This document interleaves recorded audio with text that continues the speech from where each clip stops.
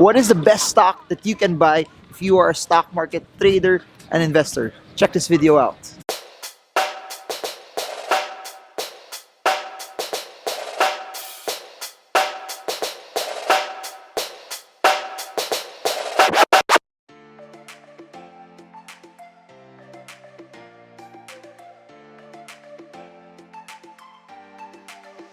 Hey guys, this is Marvin Germo. I'm still here in Gala, Yuzawa in Japan, and I've been getting a lot of questions asking about what's the best stock to buy.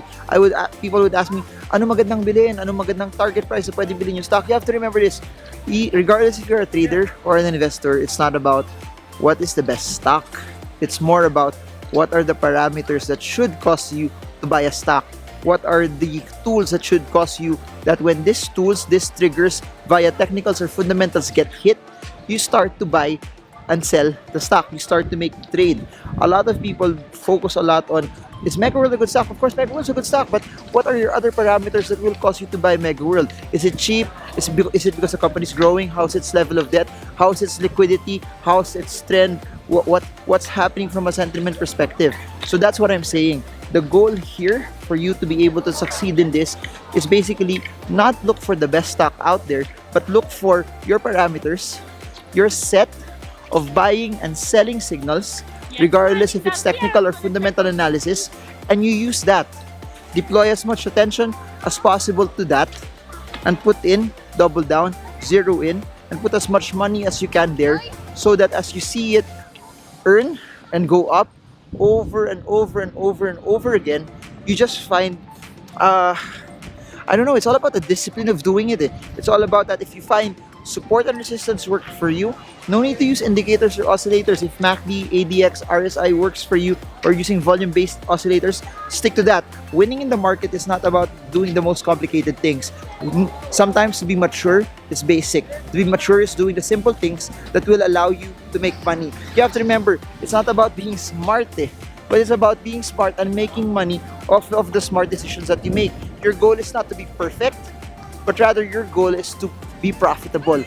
Aim more on making money than trying to just figure out what's the most sophisticated way to win. Because at the end of the day, what's more important is for you to use the stock market to hit your goals of financial freedom. Because if you find that sweet spot, that set of parameters that will work for you, that set of parameters that day in and day out you can use over and over and over again, then suddenly the stock market will become one of the greatest investments for you over a stretched period of time. And I'm saying this not because I know what the perfect stocks are, but I know parameters, strategies that will work for me. I know that if I use support and resistance, and I've seen it work over and over and over again, I know that it's the game. I know that if I know how to deploy and see and practice and use support and resistance very well, and when I see a stock hit a support, I just start buying. And that's how I do it over and over and over. It's not about me trying to experiment new things. It's about me trying to find out what will work for me and just do it over and over and over and over again. And lastly, I suggest, don't compare your gains to other people. You don't have to compare what you're earning to what other people are earning. You just be satisfied with what you have. And you just set everything on what your goal is, what your intention is, what amount do you need to hit. You don't have to compare your percentage or what this or that is earning, because at the end of the day, you all have different starting points. That person may have been starting at 1 million pesos, you might have been starting at 2 million pesos, and there's another person starting with just 50,000 pesos. You will never get the same amount of earnings because you have different salary levels, different earnings, different savings, different levels of debt, different family members that you need to support. So stop comparing. You do not need to compare. That's why trading strategies are unique. That's why there's no such thing as a best stock, because we all have different scenarios where we live, how we spend, how we trade, and the risk tolerances and the timelines for investing are all different.